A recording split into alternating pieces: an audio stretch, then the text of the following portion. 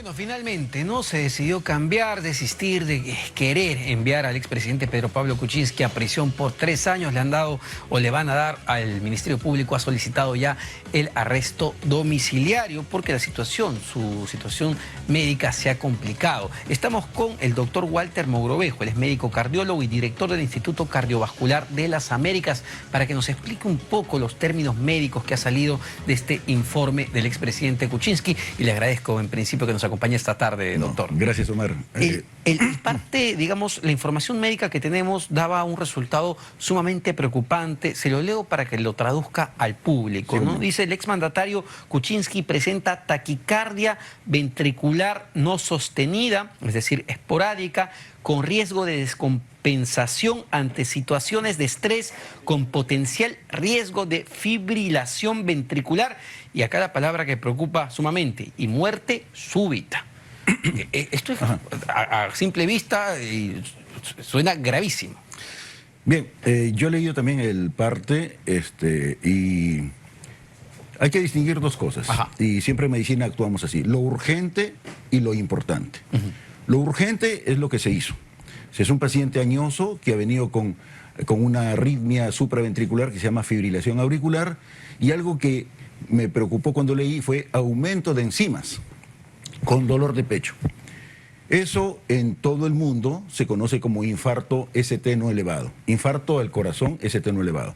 Y por eso es que los médicos que han trabajado en forma correcta, por lo que he visto, le han hecho cateterismo y todo eso, y han descartado un gran infarto, pero sí, la palabra infarto no la dice ahí como conclusión, pero para el médico que lee eso, dolor de pecho más aumento de enzimas, es un infarto. Pequeños infartos. Pequeños infartos que no se ponen en evidencia en el electrocardiograma, pero que sí bastan con 2 criterios de los 3 para establecer el diagnóstico de infarto. Y ahí me gustaría detenerme. ¿Qué puede haber originado o gatillado estos pequeños infartos? Porque, claro, él fue recluido, él ya está con una situación compleja hace bastantes meses, pero fue internado el 16, luego pasa, la tragedia del expresidente Alan García, la situación se complicó mucho para... Parece de libro, porque cuando hablamos nosotros de infarto no transmurales o infarto ST no elevado, hablamos de microcirculación. La microcirculación no son los vasos que se ven en el cateterismo, sino es lo último que aporta sangre en el capilar, es los vasos sumamente microscópicos, y esos obedecen mucho a factores vasoconstrictores o relajantes dependiendo de la situación.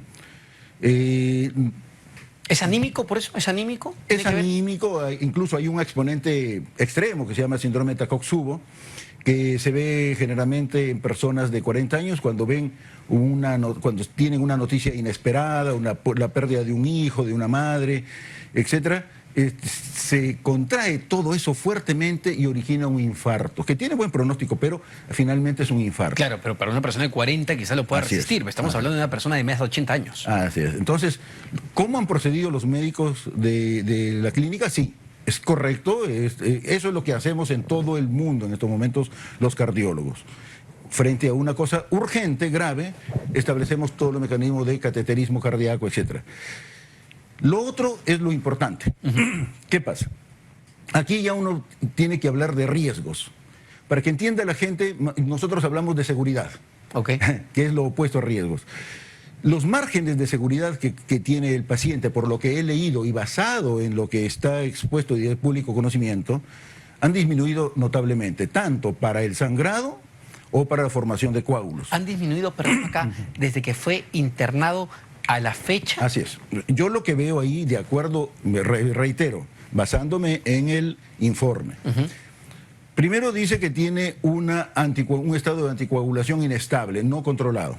Factor de riesgo número 1, eso se llama, en unas escalas que los doctores ahí los establecen también, ¿no? Eso es un punto en contra del sangrado. ¿Qué le podría pasar?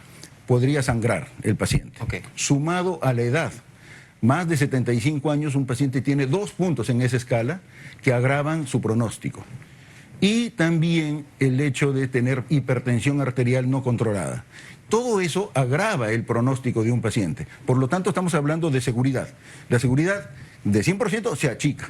¿Y cómo es posible, por ejemplo, que en casi 2 semanas, 15 días, el diagnóstico del expresidente Kuczynski haya variado de esa manera. ¿Responde al entorno que está viviendo? Bueno, en cuanto a lo que es sangrado y a lo que es embolia, que son de los dos extremos de esta nueva enfermedad que se llama anticoagulación, que en él es necesaria por la válvula, por lo que estoy leyendo, él tiene una válvula metálica, entonces los médicos le colocamos al paciente una nueva enfermedad que se llama anticoagulación. Esa anticoagulación tiene sus riesgos. Por un lado, puede sangrar los intestinos o el cerebro, que es gravísimo, ante un mínimo golpe. Y por el otro lado, el corazón del paciente puede formar coágulos si es que la anticoagulación no está en los niveles adecuados. Y esos coágulos desprenderse del cerebro o al resto del cuerpo. Cuando nos habla, cuando este parte nos habla de riesgo de fibrilación ventricular y muerte súbita, entonces, esto significa que el presidente en cualquier momento ante un impacto podría... Ajá. Cuando leo eso, veo que dice el informe que hay taquicardia, extrasístoles ventriculares, taquicardia ventricular, y eso es un signo de mal pronóstico. Entonces, ¿qué es lo que se hace ahí? Se ve función ventricular y ahí hay 2 parámetros grandes. Uno, si tiene menos de 35% de función cardíaca, el paciente, para prevenir la muerte súbita, debe colocársele, previo estudio electrofisiológico, un desfibrilador implantado para prevenir la muerte súbita. Lógicamente, previa ingesta de medicación oral. ¿Tendría el expresidente Kuczynski menos del 35%? No lo sé. En el informe no he observado ese dato. Si tiene 40%, debería hacérsele un estudio electrofisiológico. Todos estos esfuerzos son para prevenir la muerte súbita. De tal manera que en estos momentos un paciente de ese riesgo sí debe continuar en cuidados intensivos hasta no disminuir el riesgo. Es decir, en función a lo que usted ha leído en este parte médico, el expresidente Kuczynski ni siquiera debería irse a su casa con arresto domiciliario, sino continuar en cuidados intensivos. Hasta no tener disminuido el riesgo de ese punto de la arritmia. Pero por otro lado, él tiene un gran riesgo también, que es muy lábil a la coagulación y al sangrado. Entonces, acá estamos frente a una persona que tiene 2 grandes escenarios de riesgo. Él, de acuerdo a las estadísticas que uno saca por los scores, por las escalas, tiene alto riesgo de sangrado y alto riesgo de trombosis o embolización. Eso es por un lado, eso ya es un alto riesgo.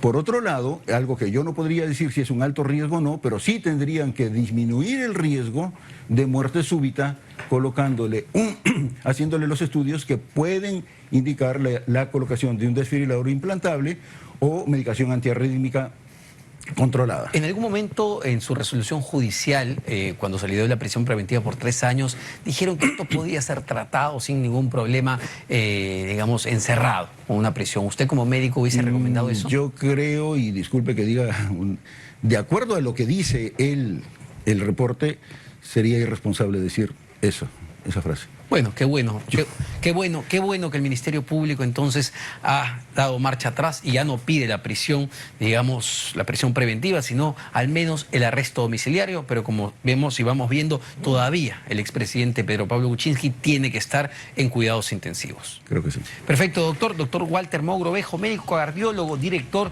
del Instituto Cardiovascular de las Américas, dándonos luces sobre el estado de salud muy complicado, dicho sea de paso, en el que se encuentra el expresidente Pedro Pablo Kuczynski. Nos vamos a una pausa, no se despegue de RPP Televisión.